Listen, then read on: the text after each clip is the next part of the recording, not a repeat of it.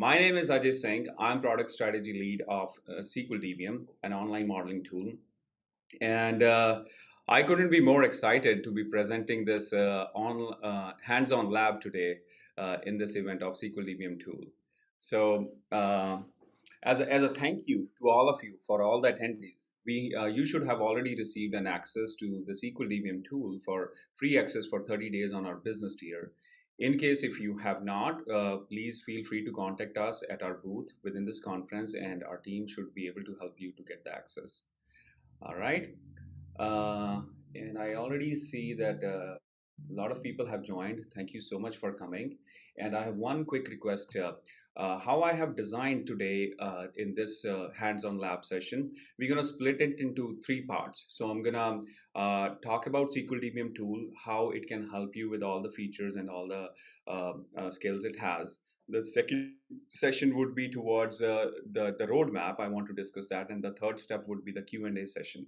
So one request I have is if you can hold your questions and keep yourself mute during the session, that would be awesome.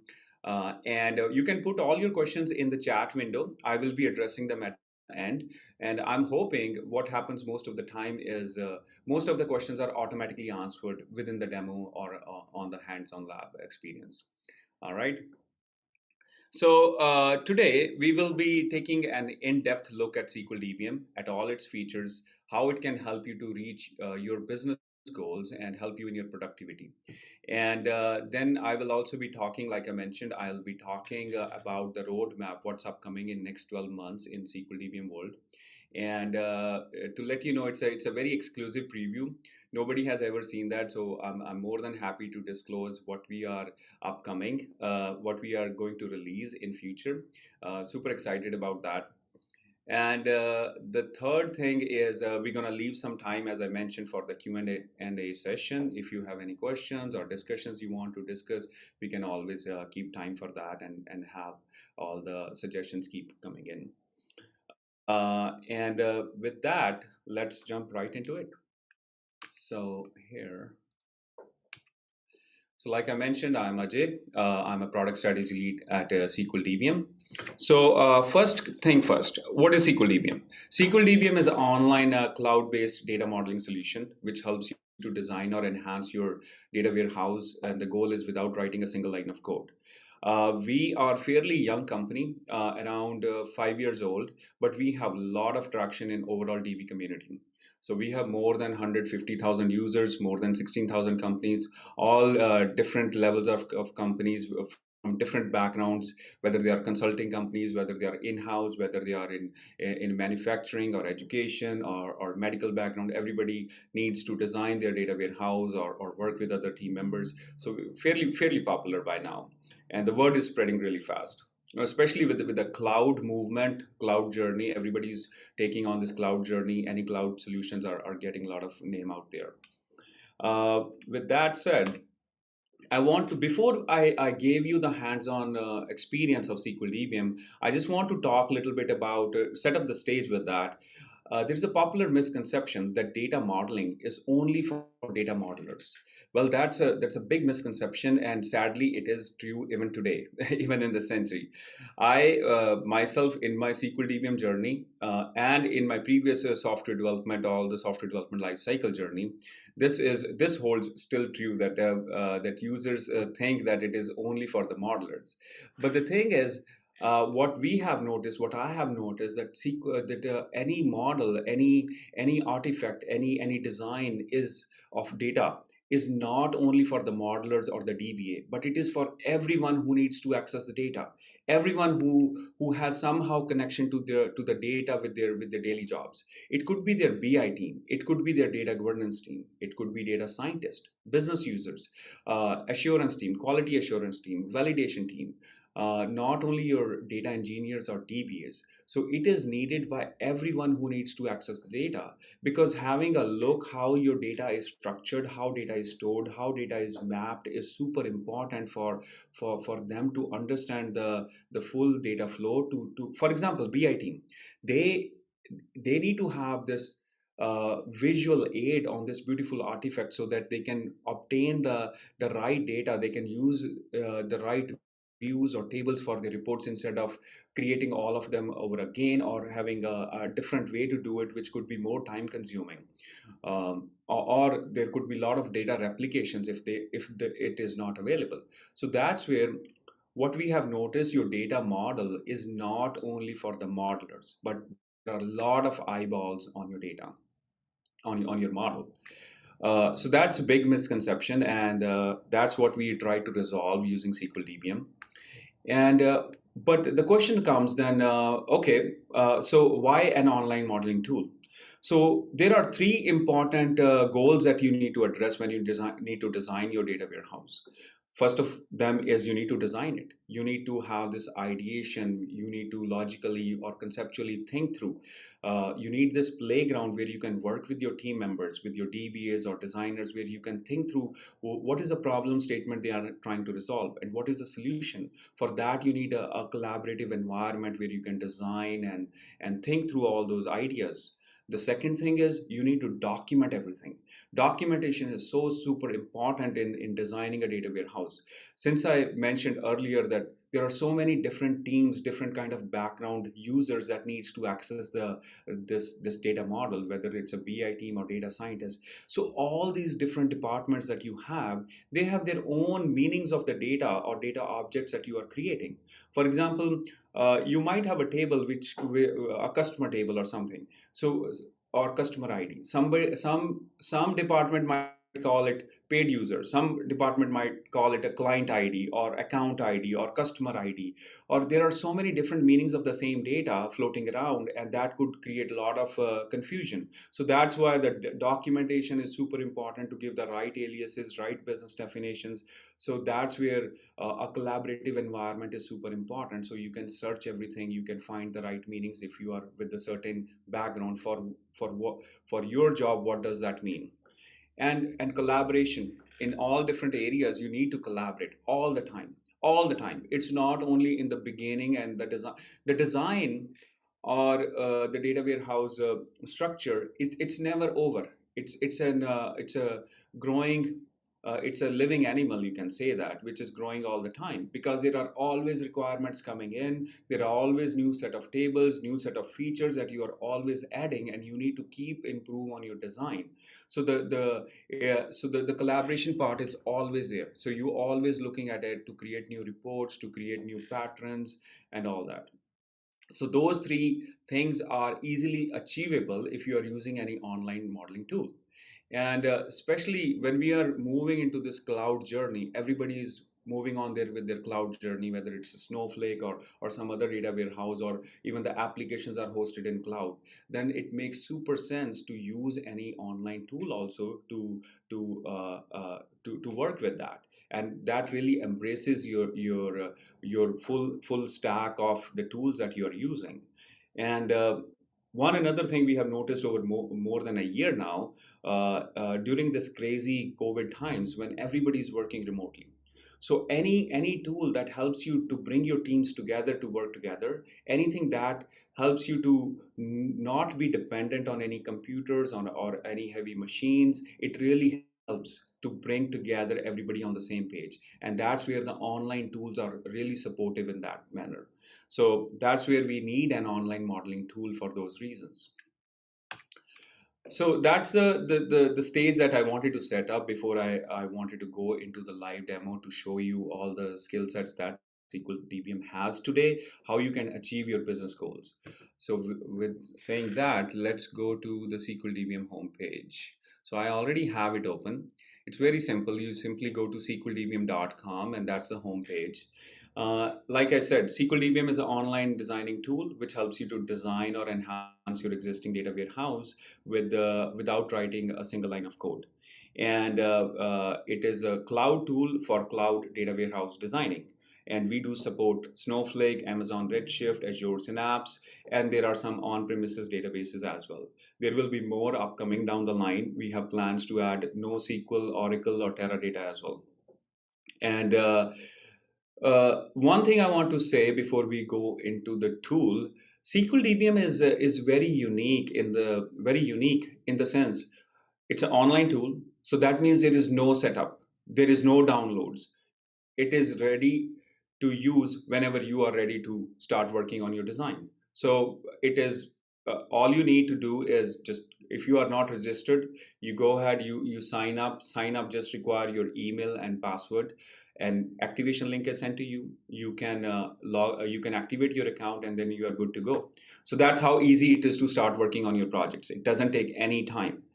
So once you log in, then you can go to your dashboard page.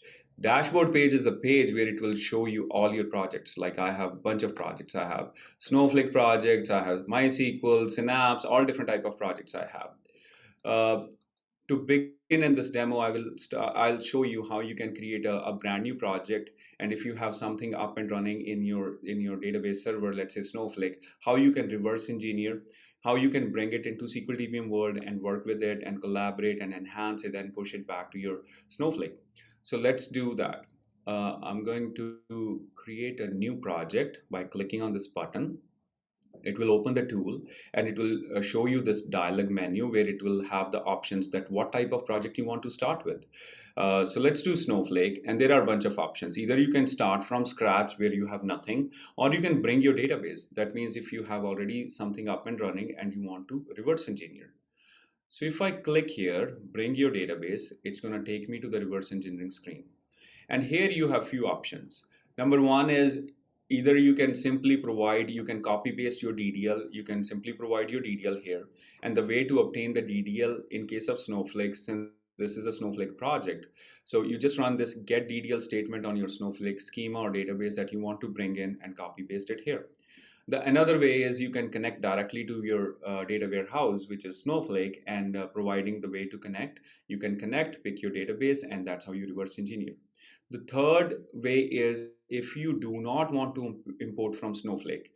So that we implemented after receiving a lot of requests from our clients that were on a legacy database or other database which they wanted to port over to Snowflake during their cloud journey. So in that case, if the users were on some other type of databases, for example, they were using Oracle or Amazon Redshift or SQL Server or any of them, and they want to do their lift and shift of their whole model into Snowflake objects. So that's where this is supported, where they can simply go there and they can pick Oracle or something else, and they can provide the DDL of their Oracle, and that will convert their database objects into Snowflake objects right off the bat. And this, I won't say this covers their 100% needs, but it definitely gives them a kickstart of like 60-70% of work is already done. When all the objects are automatically converted, all the database types are converted, and the visual aid is available. So it gives them a quite quick start to on their project and their Snowflake journey. Saying that, let's keep it Snowflake for now. I will show you how users can connect to their data warehouse. So you basically provide the URL, provide the credentials, how you want to connect, and then you click on connect to Snowflake. Once you click on this button, it's going to use this all information and make the connection. It will list you all the databases that you have access to. You can pick whichever you want to reverse engineer. You can pick the schemas that you want to reverse engineer. And for example, I've picked AdventureWorks DW, and EDW is my schema. I click on apply. Once I click apply, it essentially runs the same get DDL statement on this user behalf and obtain all the DDL information here for reverse engineering. So two important points to note.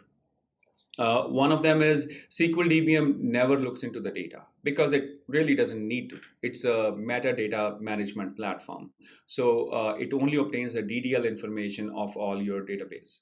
The second important point is SqlDBM never stores user credentials in SqlDBM world, mainly for the security reasons. So it does not. That means that every time you use connector, you have to supply these credentials again. What you see here is currently, because it is my browser is supporting to help me to remember these credentials, but you can turn it off if you want. But nothing goes to the SqlDBM. So once you have the DDL available here, you simply click on upload your script. Once you click there, it essentially parses all this information that you provided. For example, in this case, there are 23 tables. Then I can click on import, and then it takes me directly to the ERD screen where I have this nice visualization. I have these tables. I can auto layout. For example, I'm going to go here and say auto layout. So I got this beautiful visual aid where I can visualize all my objects that I had sitting in data warehouse. Now I have all the connections. I can see the tables here. And once you bring them into the SqlDBM world, then you can apply all the skill set of SqlDBM. For example, you can invite other users, you can collaborate with them, you can make changes, you can discuss things, you can have version control, all the good stuff available in SqlDBM. This playground is available to you to work on your database. So that's how you can work. But to further continue my demo, I'm going to switch from this project to another project, just because it's a little more catered for this hands-on experience for you to understand all the skill sets very easily. So I'm going to go to this main menu and click recent projects. I'm going to pick my Adventure Works project, which is essentially the same project reverse engineered from the same source which I was showing you, but it is little more catered for demo purposes. And for your hands-on experience, I believe in the email that was sent to you as a free access, you should have received this sequel of this Adventure Works as well, which you can utilize to reverse engineer to try it for yourself and share your experiences there. So I loaded this project. Right off the bat, you can easily zoom in wherever you want. You can simply scroll your mouse wheel to adjust the zoom level within the tool, within this browser window, and or you can use these plus or minus buttons. So it does not matter what type of platform you are using, whether you are on Windows or a MacBook or anything. So SqlDBM works everywhere. So that's another beauty. There is no dependency on any computer or anything like that. So you can zoom in, zoom out. If you click on any table or any object, you will notice that all the tables behind the scene are grayed out. Only your direct connections are highlighted. So this is a very simple, neat feature where you click anywhere, you will see your parent objects, your child objects, and this really helps you to quickly understand the data flow and see the connected objects. So if I click anywhere, it will highlight them. If I want to edit any table, for example, if I go to this table, which is dim scenario, if I go there, if I want to edit this, you simply double click there. It opens it in the editor mode right there in the diagram. We are still in the diagram. It doesn't take you anywhere else. So what I did was just double clicked here. And now I can add, edit, delete any columns I want. For example, let's just add a new column, call it test column, and varchar 50. So I got this new column. And if I want to change order of columns, simply drag it and drop it wherever you want. Or you can hit Control Z if you want to bring it back, just like undo functionality. And if you notice, there is a very thin line here. Within this table, anything above that is your primary key. All other columns are below there. So it's very easy to visualize what is your primary key, what are other columns. And if you want to change your primary key, for example, in this case, let's say scenario name. If we want to make it participating in the primary key, we simply drag it above the line and drop it there. It becomes part of my primary key. So now it is a composite primary key. And if I want to add a parent table, I can click on this top left bulb icon. If I want to add a child table, I can click here. So let's click here to add a child table. So I got this new table. And if you notice that my primary key automatically showing as foreign key, that's a basic requirement of any ERD tool to help you not to type all these primary keys, foreign keys, and connect them. Even if you change anything on your parent table, for example, if you move the scenario name down and not part of primary key, it is automatically going to reflect in all the child tables it is connected to. Like we have now only single column as a foreign key there. So let's double click here to give it a nicer name. So maybe child demo, and I'm gonna put a primary key here, child demo ID, integer, and let's pick EDW. So we got this nice table here. And in case if we have certain columns in other tables, let's say if I have some audit columns or some columns which I want the same signature available in this table, I can simply select them and drag them with the control key pressed, and drop it wherever I want. So I get the same signature of columns available in this table as well. So that's how easy it is to manipulate or to move columns, copy paste columns. There are a lot of tips and tricks available in SqlDBM with the drag and drop functionality for copy paste columns, for move columns, for clone tables, for copy tables, a lot of things, for connecting tables, for creating relationship lines. So once you use it, you will find it's very handy. There's not much learning curve in SqlDBM. You just play with it and you would know in like 10-15 minutes how to utilize everything. And if you want to dig down on any details on any table or any object, for example, if I click on this relationship, you will see that on the right side we have this properties panel which will show you the relationship properties of the selected object. If I click on this child demo table, then we will get table properties of child demo. If I click dim scenario table, I will get the properties of dim scenario table. And over here you have access to everything that the table has. For example, your schema name, your logical name, you can change anything you want here, your physical name, all your columns are here. You can click on any column, for example, scenario name, you can you can see all the details of this column as well. This is column properties. For example, you have your logical name, attribute name, your physical name, your data type. You can make it nullable or not. You can add your default values, collation, or any description or documentation that you want to add for this column.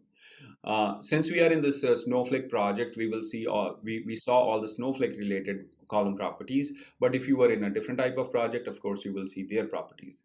But rest of the common things in any database, they are there for everybody. So if you go back to your table, then you have access. This way you have access to all your columns. Then below that, all your database specific properties, like in Snowflake, we have primary keys. We have, you can add a clustering key. You have other options like transient, make your table transient, or file format. We do support almost all the file formats available from Snowflake. Like if I go here and I say I want to add a new file format, file format demo, then if you can pick CSV or JSON, you can XML, all the bells and whistles, that all the properties are automatically available here. Then you go back to your table. Then after that, you have other properties available like copy options, on error options. So everything that you need to fine tune your table. So in a gist, if I have to say that SqlDBM helps our users to focus on their business needs rather than getting into the details of writing any code by hand or making any human errors. On top of that, providing this nice visual aid where they can easily understand the project. They can understand the full data flow. If you notice, there are different colors on all these tables. And these colors are super helpful when you want to visually understand your diagrams. For example, this child demo doesn't have any color that I just added. So we can just go there and apply any color format here, maybe this orange or yellow.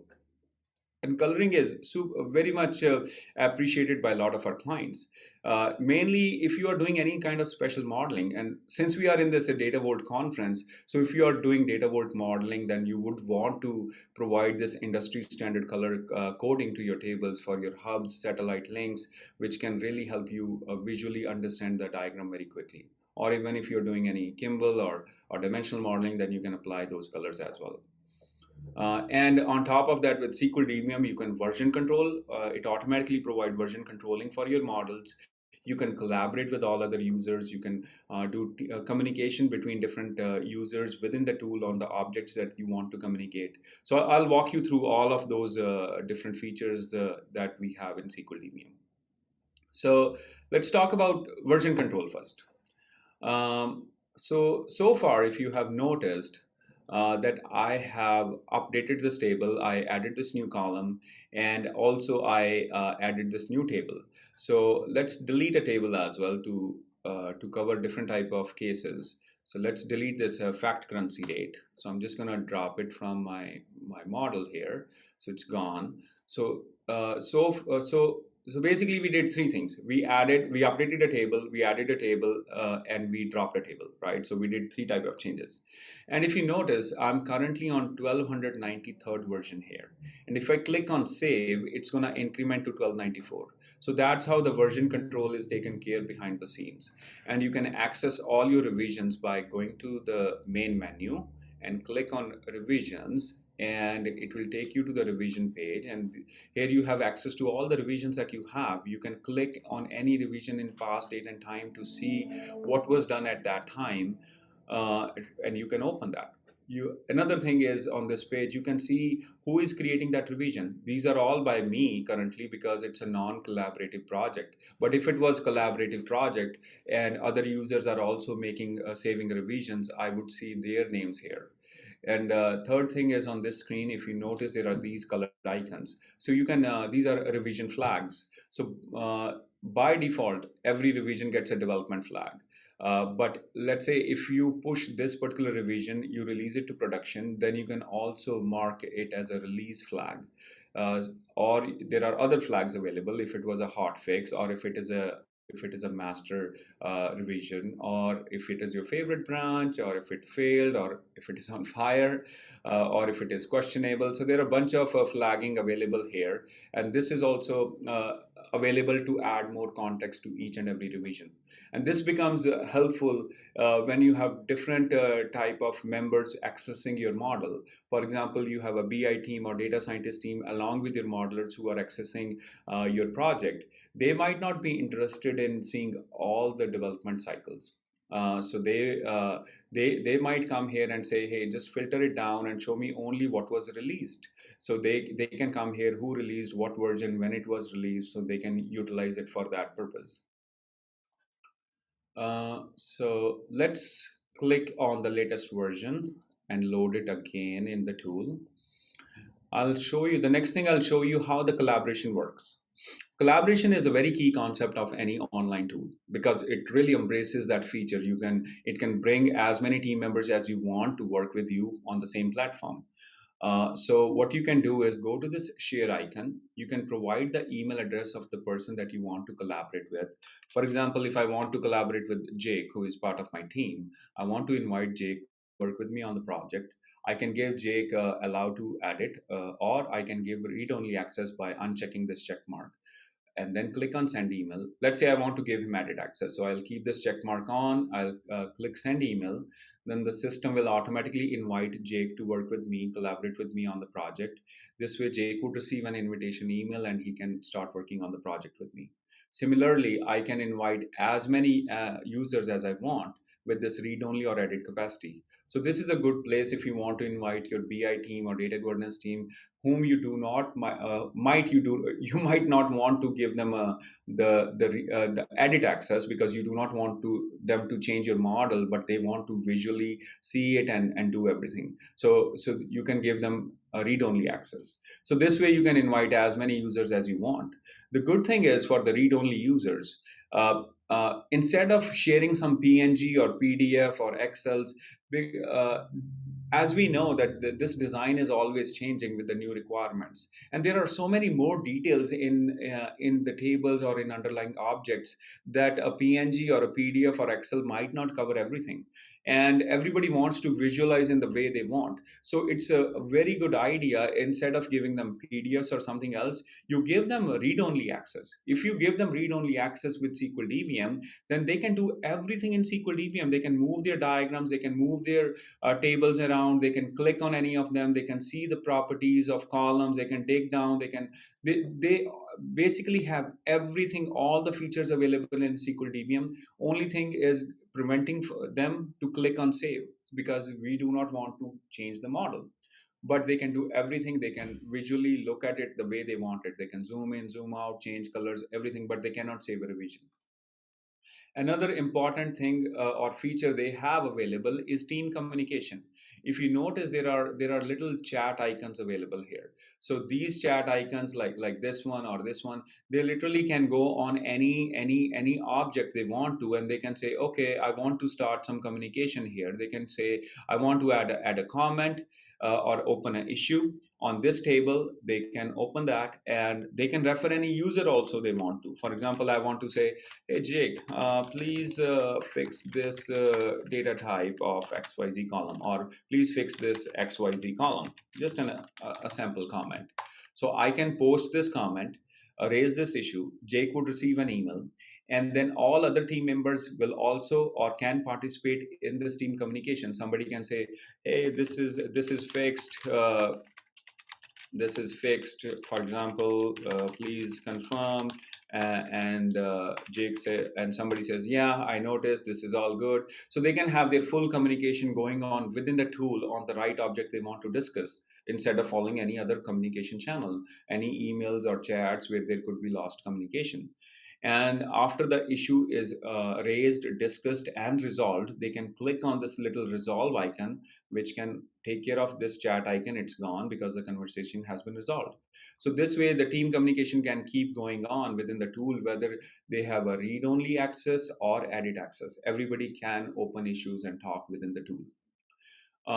So let's talk next. What else with collaboration? So you have, let's say you have edit users who are saving revisions. There are multiple users who are working on the tool. We have this nice feature called compare revisions. This becomes very handy or useful if you want to track the progress of your whole project, and you want to see what changes are coming in with what user at what time. So you have access to all the revisions here, and you can check, for example, you can compare your revisions here. For example, I'm comparing my current revision with my previous revision. I can see the date and time they were added by which user.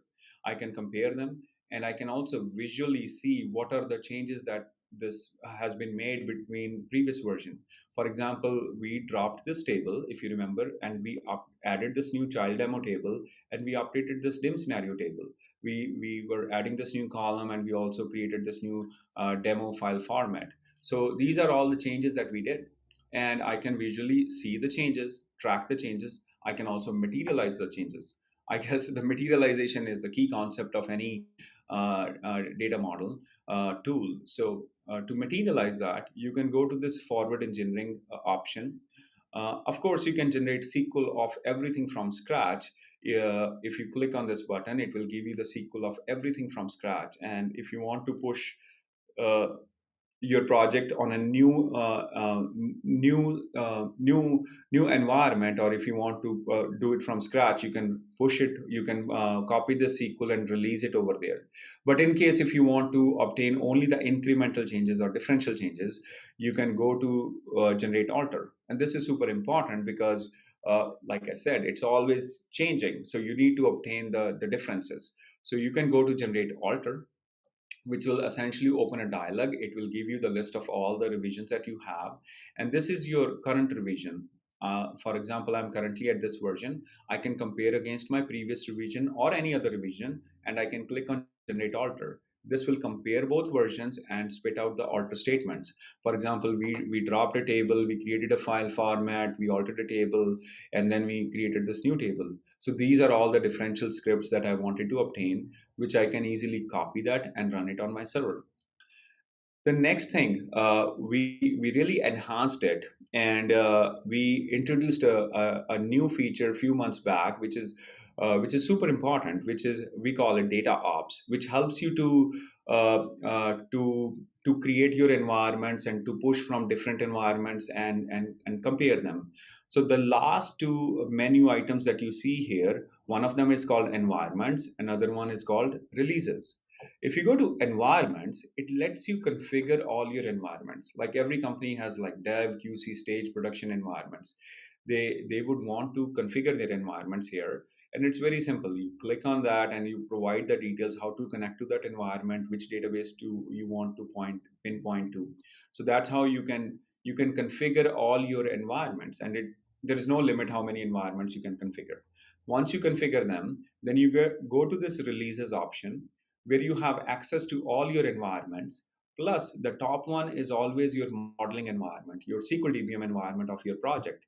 This gives you opportunity to compare your ongoing modeling with your live dev server. So here I'm comparing my model with my dev server, and I can visualize all the changes which we have made and what are the differences from dev server. And this is really important because Not everybody or not all your users or all your data modelers might be using SqlDBM for all the changes they want. There might be users who would go to your server directly and make changes. So for that reason, it becomes super important before you push your changes, you would want to compare against your live server and visualize all the changes and then obtain the scripts. So for that reason, we have it here. So here you can visualize, like I had this sample view and this demo table and other changes. So I can visualize all those changes, and I can also materialize by generating alter statement between my current model and my live server. And similarly, I can compare my dev server and my beta server. So this is super important for your DBAs who would want to compare different environments, visually see them, what are the differences, and also obtain the alter statements, because they would want to bring them into sync and move from one environment to another in their release pipeline. So uh, when I said release pipeline, there is a really big feature that is coming out very soon in next couple of weeks, which is integration with DevOps. So this is super important. A lot of our clients were asking to have an integration with DevOps, or even if they have other repository systems like GitHub or GitLab or Bitbucket, whatever they are using, even an AWS code pipeline. So once that feature is released, it will allow our users to integrate with their own DevOps environment with their release pipeline. So there will be button available here, maybe push to Azure, which once configured, they can click on that button. It will automatically push the scripts to their release pipeline for their continuous integration journey. So they can have it available and push from DevQC or whatever the pipeline they have set it up in their DevOps system. So that's upcoming pretty soon.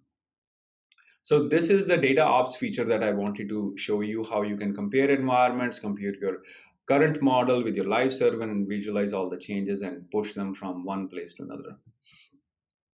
So let me have a sip of water here.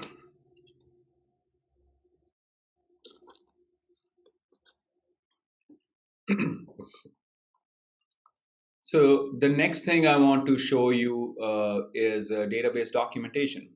Like I said in the beginning of this hands-on lab, that documentation is a super important feature, and the best time it's always good to start whenever you are ready to start. But the recommended is you start when you start your project, because when you are designing, you kind of know more clear definition on what different objects are rather than their technical names. You're already doing this conceptual thinking or your logical designing, and you could utilize all these different meanings that you have and push them as your business definitions. So we have provided some level of documentation. We are just touching a surface here, but this is itself very much helpful and useful. A lot of our clients love it, what we have so far. So in this screen, you can see that there are all your objects here, and you can find whichever a table or column you want and provide the business definitions. Or you can go to this tree view menu where you can click on any table and start documenting that. For example, let's go to this dim scenario table. If I go there, if you notice here, I have this table definition, I have column definitions, and some of them are missing. So I'm just gonna add some sample description there. So if I add sample, so this is pretty much done. So if you notice that in front of this table, I have little green icon, which tells me that everything on this table from the documentation perspective has already been provided. So this way, I can see this is green icon. If something is orange, then we know that it is partially done. If it is gray, then it is not touched at all. So this way you can track the documentation. You can see the progress happening. And also you can search anything you want. If you want to find any object, let's say we added this child demo table, I can easily find it where it is. I can dig down to any column I want. And this search is super useful. It is basically a free keyword search where you can find even you can go through your documentation as well. So let's say if I want to find sample description, which we just added, I can go there. It will find exactly where the sample description is being used. So it really helps you to from the searchability capacity. So let's save this version. And You can also export your whole project in Excel format. So this is very helpful. Let me show you how it looks like in Excel. So I just downloaded, exported into Excel format. Here it is. So I have some meta information about my about this project. After that, I have schema, my table, my columns, my column properties, and all my documentation or data dictionary elements here. All the yellow background cells are essentially your documentation pieces. So this way you can nicely export your whole project in Excel. One of the really nice feature is you can actually edit this Excel right here, make changes, save it, and for your documentation, and you can save it and you can upload it back in SqlDBM. So if you are more productive in using Excel, you can utilize Excel for your documentation. If you want to offload it to some other user to do the documentation, they can do it for you, and then you can upload it back here. So this way you can do the documentation. And another nice thing is we try to push all this documentation that you have, we shove it back into your DDLs. For example, in case of Snowflake, let's go to that table that we were utilizing DIM scenario. And if I say generate SQL, if you notice that we are using this comment attribute available from Snowflake, and we shove this all documentation pieces back into SqlDBM. So this way it is always in sync with your database, whether you reverse engineer, forward engineer, and you do not leave anything in SqlDBM that way. So that's the documentation piece. Going back to your diagrams, another thing is what I want to show you next. Yes, for this documentation, let me show you that you can, we have different view modes available for every diagram. So when I say every diagram, um, we know that any data warehouse has hundreds of tables or can grow very quickly. And the single screen is never justified to do all the things. For example, I'm working on in this corner, then I'm working in this corner. It's very easy to get confused or lost there when there are so many objects on the diagram. To resolve that in SqlDBM, you can split your whole diagram, a whole project into multiple diagrams or subject areas. So that's super helpful. For example, I have a bunch of diagrams here. I have this diagram finance dimensions where I have only few tables. I can focus on this work and work with these 6, 7 tables. Similarly, subject areas. Subject area is nothing more like a folder where you can host, you can have multiple diagrams underneath it. And the best use case for a subject area is it helps you to better organize your whole project. You can have subject areas based on different business departments or needs. For example, you can have subject area for sales, subject area for customers, or subject area for showing all the hubs or satellites or links. So you can segregate or group them accordingly. And maybe when you have a different team members, they can the BI team only needs to access certain views or tables, so they can have their own subject area, so they can go directly there whenever they need to do their tasks. So to give you an example, let's say if I'm going to add a new diagram here, and I got this new diagram, I'm going to call it diagram underscore demo here. And then this is an absolutely empty diagram. I can go to Diagram Explorer where I have access to all my objects. I can click on any table. I can say, okay, let's say DIM scenario, add to diagram. So I got it here. I can say bring its related objects. So they are here, 2 tables. I can say, okay, fact finance, you bring your own related objects. So I got a bunch of objects here. Then I can do this auto layout. I have this nice visualization available. I can customize it. Let's say bring this closer, bring this up. So I got this nice view of my certain set of tables instead of looking at hundreds of tables. So I can create my own subject area and diagrams to work in a more focused area and to do my task, because I just bring the tables that I'm interested in working on my feature or my task that I have. So that's what you can do. And every diagram that you create, we have different view modes available here. So for example, the one that we are looking at is columns mode, which is essentially your physical level view mode. So why physical level? Because what we are looking at here is all my columns, my data types, my primary key, foreign keys, or nullable options, all the physical level design that we have. But we have different view modes. You can always switch it to logical view mode. So if you switch to logical view mode, you will see all the logical definitions if you have logical definitions. For example, if I double click here, I can provide my logical meaning behind it. For example, this is unique ID for child demo table. So so this is my logical definition, not my physical. And that way I can provide all the logical definitions. I can always switch back to the physical mode and see the physical level. Similarly, there is another view mode, which is a descriptions mode. This gives you the if you notice, there are little rectangles here which has all the table definitions filled in. So this becomes super useful if you are looking at a high level to understand what are the different tables, what do they mean, and what are the tables they are connected to. Or this could be very useful from a high level design thinking or conceptually, when you are creating new tables and you say, okay, with this dim table, I want to create a fact table. And let's say I have this fact table uh, underscore test maybe, and then I can provide some information here, sample description for this table. So I can provide my definition here, and I can fill this up, and I can give some color codes here. So this helps you to conceptually think for your ideation purpose, and you can put the right meanings in there. And once you are ready, you can always switch back to the logical meanings, and then you can go from logical to your physical design. So it helps you to walk through the process, and it also helps you to visualize the same diagram in different formats anytime you want. So let's go back to the main diagram here. And similarly here, for any diagram, you have all the view modes available, and then that's how you can see that. Sometimes what happens in any data warehouse, your tables grow very quickly. So they could have 50, hundreds of columns there, and they can occupy a lot of space in your diagram, which you might not be interested in visualizing or seeing at that time.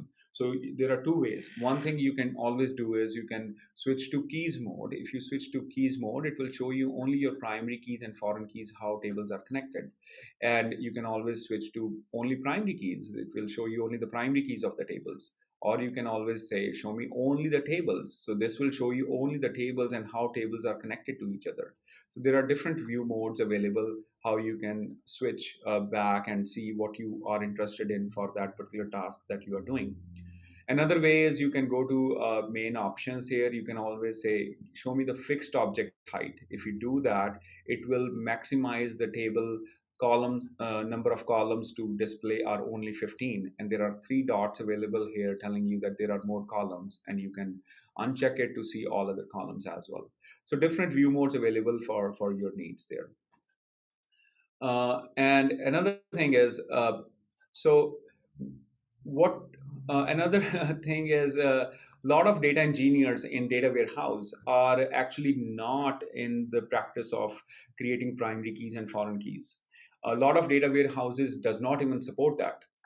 Luckily, Snowflake does support, and they realize it is super important to connect tables, even though there is data integrity is not enforced. But it is really important to understand how tables are connected, what different columns mean in different tables, and that's how this primary key or foreign keys are super important. But still, what we have noticed, there are clients do not have, or users do not have this primary key and foreign key relationships. So essentially, whenever they reverse engineer, so let me just delete this relationship. And instead of having a scenario key as a foreign key, I'm just going to copy this column here. I'm just going to create a copy here, scenario key. So instead of having a connection, when they reverse engineer, they are basically hanging tables, loose hanging tables there, which are not connected. In that case, if you have all those tables around which are not connected, any ERD tool really does not help you to understand the flow or to make sense out of that. To resolve that purpose, either you can create foreign keys, but in many big companies, data engineers or data modelers do not want to do that. And the main reason is it's a big pain, because if they create a foreign key, that means they have to change the DDL, they have to push it to dev environment, test it, push it to QC stage production. There are a lot of steps they want to do, but they really do not want to do that, because the main purpose of them doing it here in the tool is to visually understand that, to make sense out of it, to document it. For that purpose, they do not want to create the foreign key, but just kind of a virtual key. That's what we started supporting. So if you go to this relationship menu, you can always pick the virtual relationship instead of real relationship. Then you can connect your parent with your child table, and that's how you can create this virtual relationship. And if you notice, in this table, the foreign key is not created. So that means there is no change in the DDL of your child table as well as your parent table, and you can create this virtual relationships. So that's how it is very useful. And the virtual relationship always have a colored line. So if you notice, this is an orange line as compared to all other lines, which are white lines. So that's how you know this is a virtual relationship, virtual connection, not changing any DDLs. And if you click on this line, on the relationship properties, you have different color scheme available also for your virtual relationship. You might want to pick green or pink or any color, and this opens an opportunity for our users. They can use any color scheme for any kind of business needs they want to represent within the tool. Maybe they want to use, let's say, green color to show the lineage objects, that these are my source tables, these are my target tables. So the users can have their own internal definitions behind every color. And secondly, on this properties panel, they can pick whichever columns on the parent side or the child side they want to depict as participating in the relationship. For example, I just picked created by as well. So that means, okay, created by and scenario key on both parent and child tables are essentially the same table, same columns representing the same thing. So they can do all these things. They can also provide some kind of a documentation here that this is a virtual key depicting my source and my target table. So that's what they can do. So that's a virtual relationship. Support for views. So views are very critical objects for data warehouse designs, because in the full journey, they have to create reports, work with Tableau, Power BI, other tools. So the views are used a lot in data warehouse. So for example, and they are very nicely supported in SqlDBM world. For example, I have this sample view. If you notice, this is if I double click on that, it will open the SQL mode here, and you can change the SQL or the definition of your view easily here. And after you change the definition, there's a nice thing, you can analyze your view. If you click on this button, analyze view, it essentially parse all this information and it find all the related objects. For example, this is a very simple view.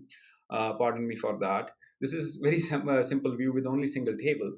So that's why when I click on Analyze View, it shows me only single table here, Fact Finance. But just imagine if it is a little more complicated view with 10 other tables, 2 other views, I will have the list of all the objects that are used to build this view. So this gives me a nice impact analysis, business impact analysis of the view.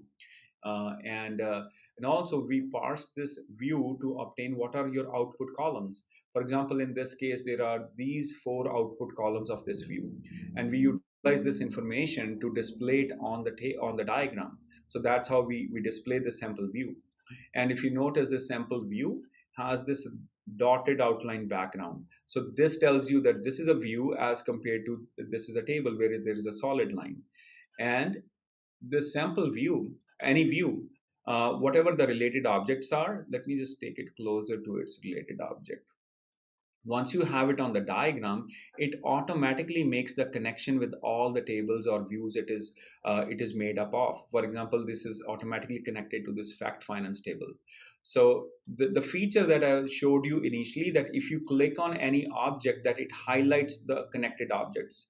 For example, if I click here, I call it personally, it's like a light bulb. If I click anywhere, it immediately highlights all the connected tables. So for a view in a busy diagram, if it is made up of 10 other tables, it's going to highlight them all of a sudden, and this can give you a nice understanding and remove all the clutter from your diagram. That what is the impact analysis on my view. So that kind of support of Vue is available, and there are more plans within SqlDBM to keep further enhancing it, because it's super important to have your views in the diagram. So that's that feature. And of course, what we are looking at it currently, it's a dark theme, but there are a lot of users who prefer the light theme. So we do support both of them. And if you go to main menu, you can always pick the lighter theme if you want to switch to the light theme, and the whole product starts working in the lighter theme in that fashion if you want to do that. But there is always a dark theme available if you want to use, and it saves automatically the user preferences. So you don't need to worry about that. And there is a PNG export also. If you want to export for your digital copy, you can export it, download it for sharing purposes. But like I mentioned earlier, the best way to do it is give them a read-only access within the tool, so your users are always updated with your changes, and they can communicate with you, and all other features are available to them. So I guess those are the major features that I wanted to show you in this hands-on lab experience within the tool, how you can achieve these goals. Uh, uh, that's pretty much it on my hands-on lab. I have two more important things, sessions, breakup of this session.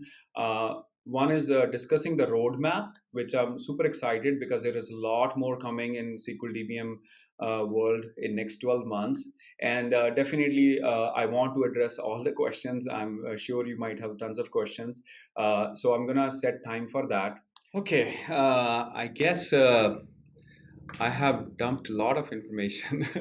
I tried to cover a lot of features what SqlDBM has as of today, and what we are thinking through. So I just another thing I recalled before I switch to my other topics.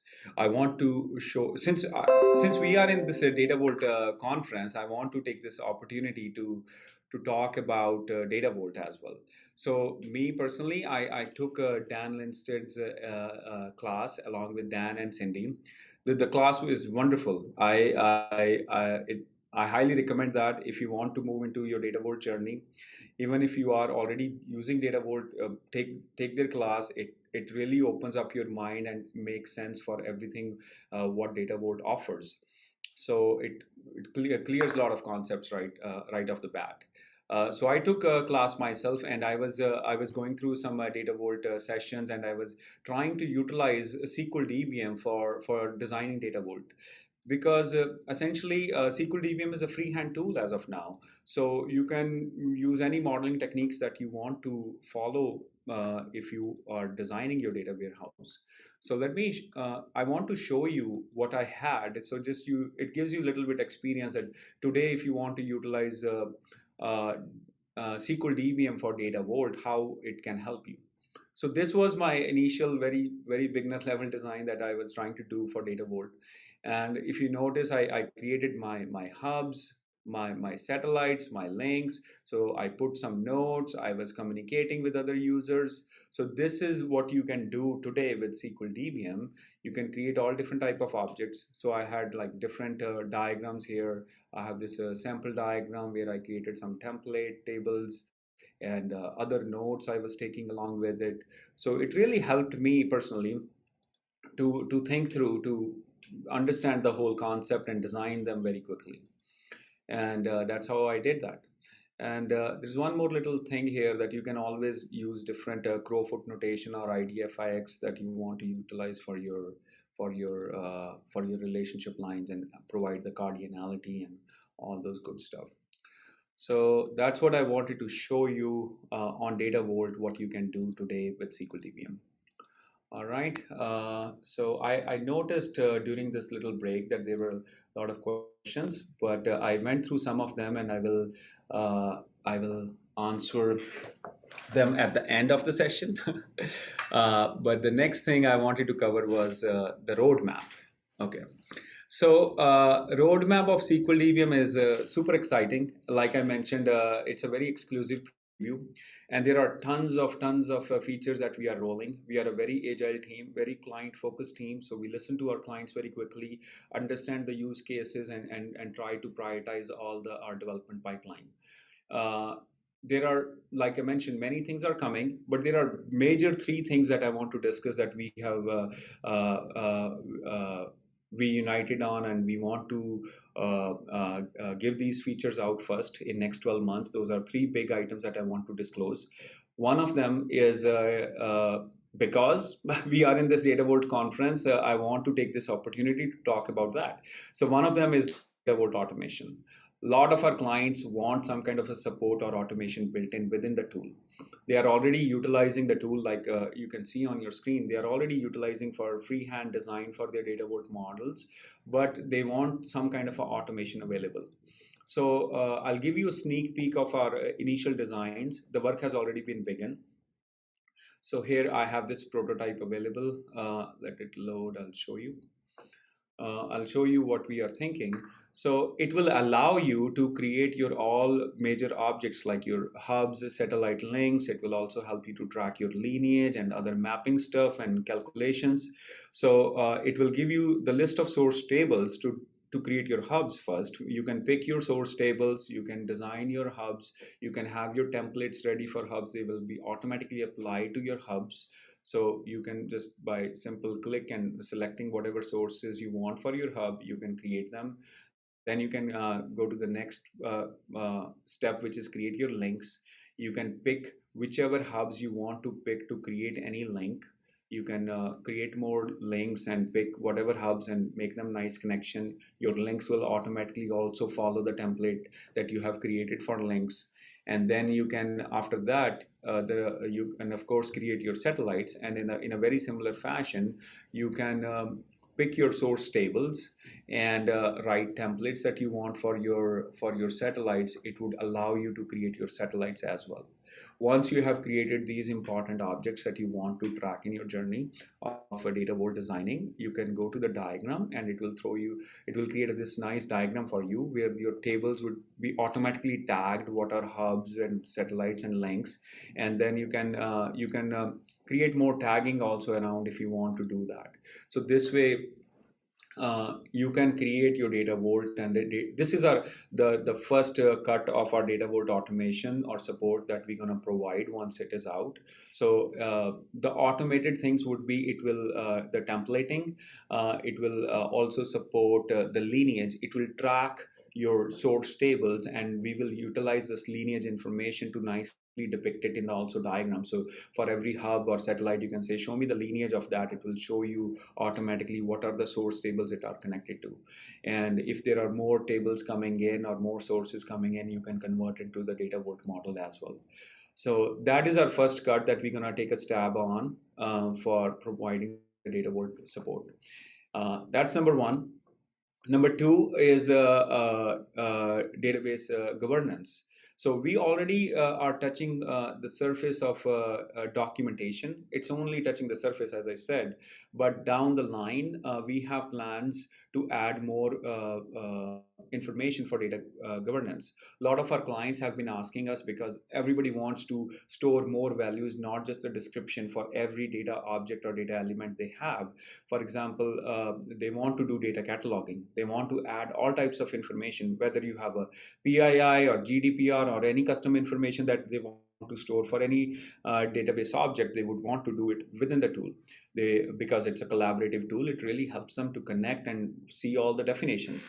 Plus, even in your ETL journey, ETL pipeline, it really helps, because you want to add, it will allow you to add your history or your source or lineage within the data cataloging. It will help you to track your formulas or calculations or any kind of data mappings. So it helps all across the journey, whether you are in your ETL journey, whether you are in your data governance journey. So that feature will give you a lot.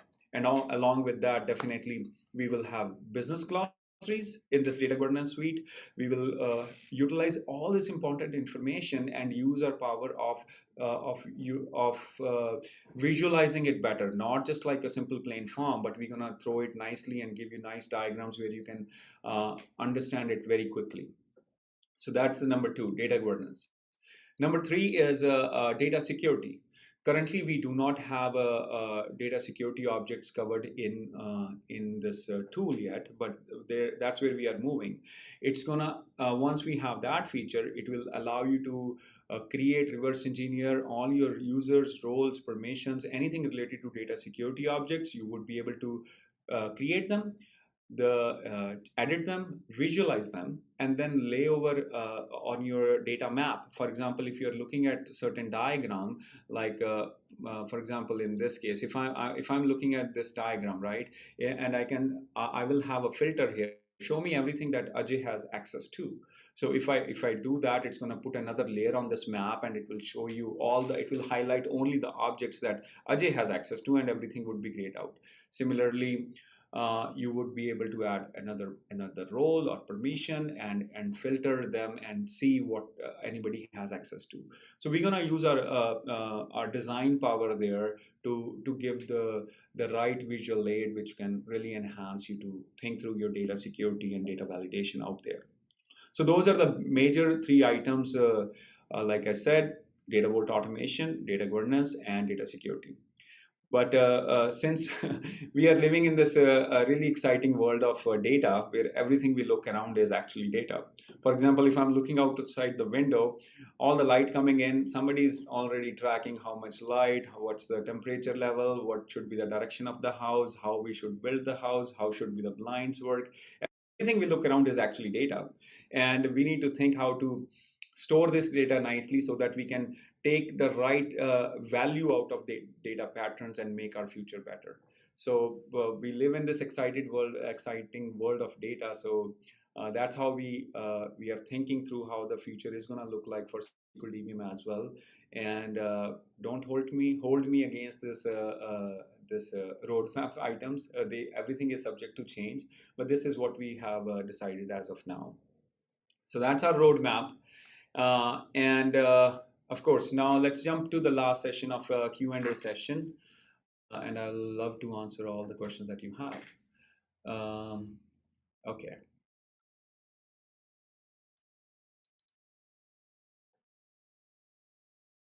What does bubble icon mean? I think I already answered that. That is for team communications. So if you are discussing or doing communication within the tool, there will be little bulb icons along with your the open conversations that you have, and it will show you that there are open conversations, and that's for your communication piece. Next thing is yeah, you can tag users there. You can tag users there. We have more enhancements coming in this. Again, we listen to our clients. It's gonna We're gonna provide integration with the Slack, Microsoft Teams, along with other tools like Jira, where you would be able to refer any ticket, and the comments will go right directly into your tickets, and the commenting will work seamlessly there as well. And your comments will be posted on your Slack or Microsoft Teams, other than email. Email is already there. If you refer a user, they will receive an email. Yeah, so certain methodologies. Does DVM support any other modeling techniques, any modeling techniques? So as I mentioned, it's a freehand tool as of now. You can design anything you want, but the first thing that we are going to provide support of any kind of automation is data vault automation, which I already talked about, that how it's going to look like and what kind of support it will be available. But if you are doing any kind of modeling, feel free to use SqlDBM. It doesn't limit you anywhere. It's a freehand tool. Integration with CI/CD tools, yes. DevOps, super excited about that. It's coming in next couple of weeks. It's already in the testing phase. All the development is done, and once it is there, you will be able to integrate with DevOps. You can hook in your projects, and then you can push your scripts directly into your release pipelines, any CI/CD pipeline you have there.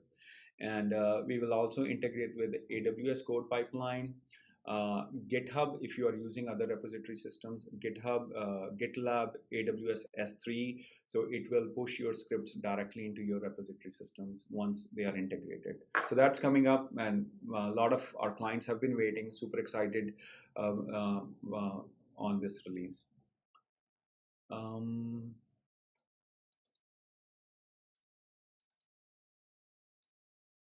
Can you show again the keys view?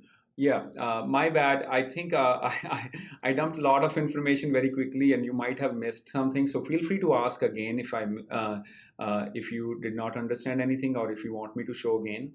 So the keys, if you see on this top menu shortcut items, there is a view mode option here.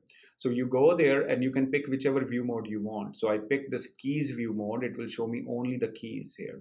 So similarly, I can pick any view mode. I can say, show me primary keys only, or I can say, show me the descriptions. So these are the view modes available where you can switch back and forth, and you can visualize your diagram in any mode you want to. So this was one of the questions, show the keys mode. The next question is, do we support naming conventions? Yes, we do. It's super important to have the consistency across your whole project. You don't want users using this convention and somebody else using this conventions and having this whole haywire there. So what we do is you go to main menu. There is a naming conventions feature there. Of course, it allows you to pick your cases, any kind of case you want to use, uppercase, lowercase. And then you have your suffixes, prefixes for all your data type objects. You can utilize any kind of rules and enable them. So this is the naming convention support that we have. So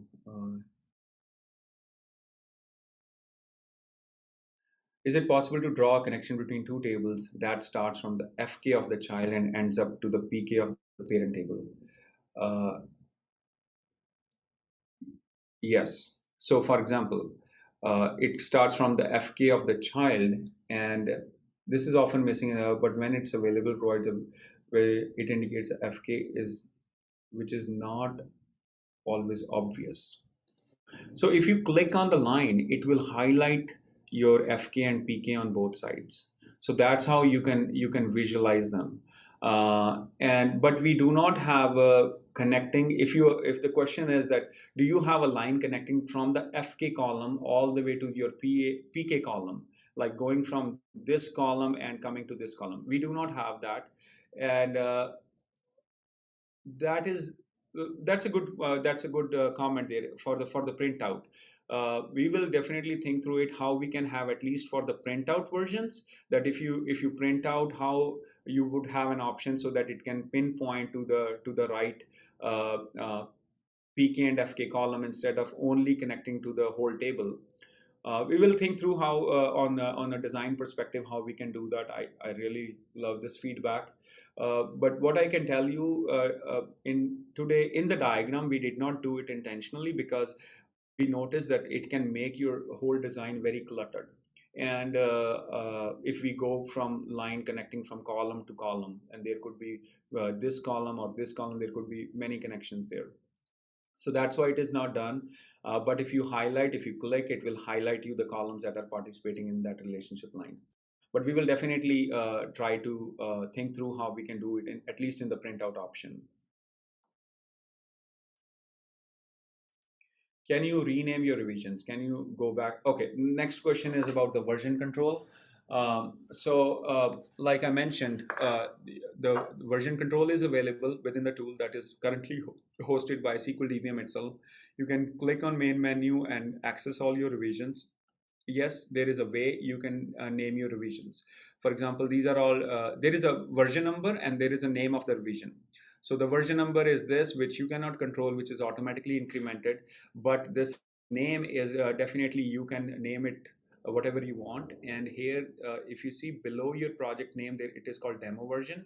I can call it whatever I want, maybe my sprint 1.1. And I can say, okay, this is my sprint 1.1 cycle. I can save it, and then it will be saved as my revision name there. And next time, if I go there and make changes, let's say I remove this test column, I go to test column and delete it, and then I can say, okay, this is part of my sprint 1.2, and I click on save, and that's how the version names are there, and I can access my revisions page where we can see all these names. This is sprint 1.1, 1.2, so you can provide that. And the question was, can you roll back to previous versions? Of course you can. You can pick any version. Let's say if I pick sprint 1.1, I if I think 1.2 is something not we did wrong and we do not want it and throw it away, I can go to 1.1 and I can say, okay, simply save it. And it will tell me, if I load that, you will notice it is telling me that this is not the latest version, that I'm on the previous version. And here I have 1296, but it shows me the latest version link also. I can click there to load the latest version. But we do not want that. Like in this case, we want previous version to become as a override and become a parent version. So we can go on save and say click force save. It will tell me, are you sure you want to overwrite latest version? Yes. So that's how I created a new version on top and picked my previous version for that. So for example, if I go to revisions again, you will see that we created this new version and it tells me it was created from my previous 1296. So that's how you can bring your previous version on top of your current main branch. That kind of support is available.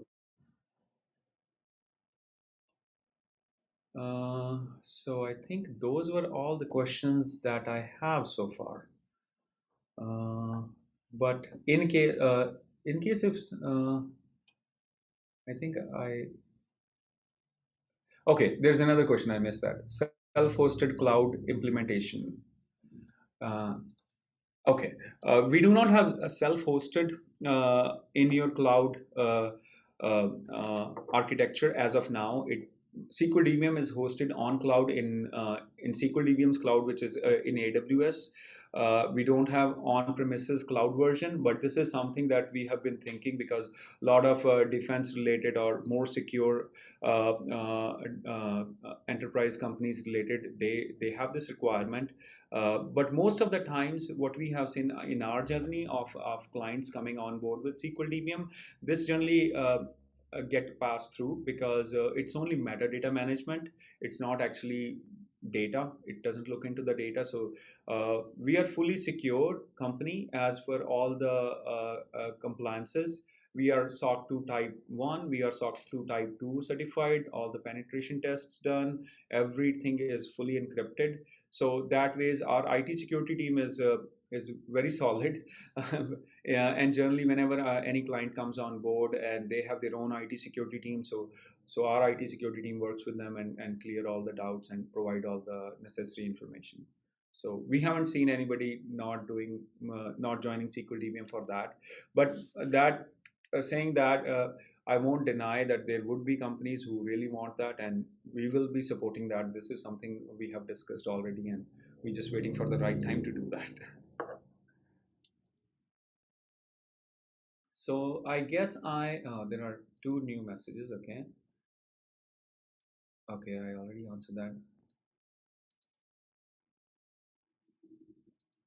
Yeah, I think I answered that also. FK with multiple columns, showing connected columns. Yeah. So if you have for example, this scenario name, if it is a multi-column and I take it above the line, and if I hover it, it's going to highlight both the columns here. So you can have multi-column FKs also there. And but in the diagram, like I mentioned, we will try to support that and pointing to the right columns in the diagram in the printout feature. Okay. Reverse engineering, DDL generation for what DB? The DB is when you reverse engineer, you can pick whichever database you want. The current support points to a single database, but soon we're gonna open it up for multiple database. That's also one of the key features that SqlDBM offers, that Snowflake offers, that you can connect objects across multiple database. So we're gonna start supporting that as well. It's easy, but we need to do that. For example, we currently store every table as their schema and table name. We need to start storing their database name along with it, so that becomes a more uniqueness over there, and it will help you to bring multiple databases into the single project. It's currently not available, but we will be doing that soon as well. But what you can do is you can create multiple projects for every database type. You can copy paste columns from one project to another, and that's how you can do that. I think Anna Abramova from our company is also answering questions there. She is a big support for me, for us here in SqlDBM, and she's taking care of a lot of questions, answering them in the chat. Awesome. Thank you, Anna. I guess those are all the questions. Thank you so much. I hope this hands-on lab or this demo session was super useful. I hope it makes sense. If you have any more questions, feel free to ask us anytime. We also have this booth available in this conference where you can reach us. We have a great support team available. We would love to answer all the questions that you have. In case if you do not have free access because for joining this hands-on lab, feel free to contact us there. We will provide you access, and we would love to answer all these questions. We have two more sessions in this conference. I hope to see you there as well. All right. Thank you so much. And I know we have 30 minutes pending, and I would love to give back 30 minutes back to your life, and we'll reconvene later. Thank you so much, and take care. Bye bye.